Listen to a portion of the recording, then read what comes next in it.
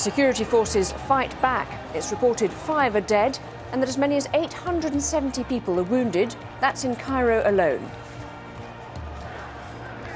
The Egyptian army is on the streets to a warm welcome from some protesters, but it's still unclear what their intentions are.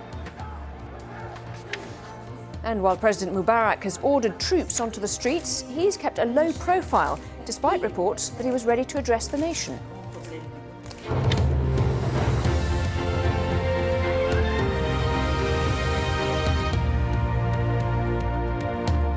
Hello, at this hour, the Egyptian army is patrolling the streets, trying to curb the unprecedented protests that have been taking place across the country. A nationwide curfew has been put in place, but thousands of people in the capital are defying it as they call for the resignation of longtime President Hosni Mubarak. In Alexandria, Egypt's second largest city, thousands of protesters were marching in defiance of authorities. They threw rocks and glass at police and set vehicles on fire. In Suez, armoured vehicles were attacked and torched by demonstrators.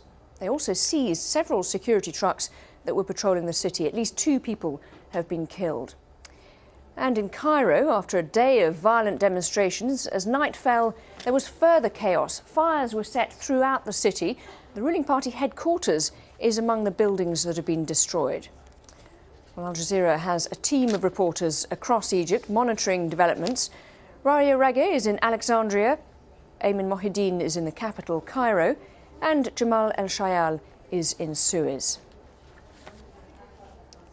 Well, the latest development is this, the arrival of the army. This is Cairo in the last hour, but there are reports also of troops on the streets in Suez. Well, as you can see, they were welcomed by some of the protesters, but it's still unclear exactly where they're going and what their intentions are.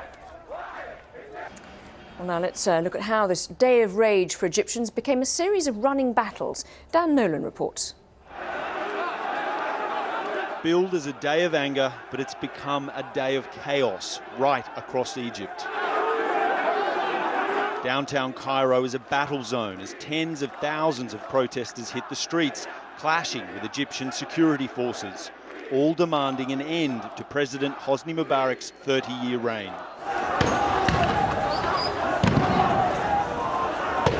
Tear gas falls from every angle, but demonstrators show no sign of backing away, facing off with heavily protected riot police who fire water cannon and rubber-coated steel bullets.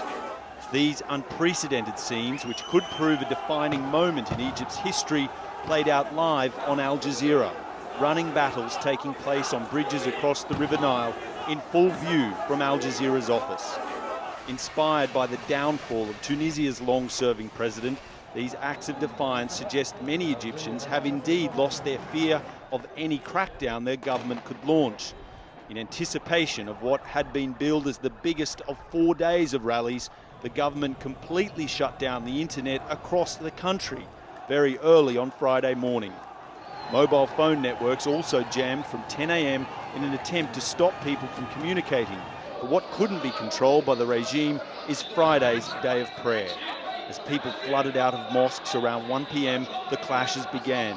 These scenes were filmed at a mosque in Giza, where Nobel laureate and pro-reform campaigner Mohamed El-Baradei was praying. He and many others were pinned down inside the mosque as tear gas and water cannons tried to end the demonstration. High-profile opposition leader Ayman Noor was injured at another Cairo mosque and hospitalised. There has not been any definitive leader of this protest movement so far, and that still remains the case, as the people speak in a loud and, to this point, unified voice. The situation is far from over here, and the people are all chanting, "Down, down with the regime." There is nothing more clearer that the message is coming out of these people. Stay here, Mubarak! There you go, exactly that. Don't stay here, Mubarak. It's their clear, simple message that they want to get across. Still no response from President Mubarak as to whether he'll listen to their demands for a new leader, nor any indication of how he plans to bring these protests to an end.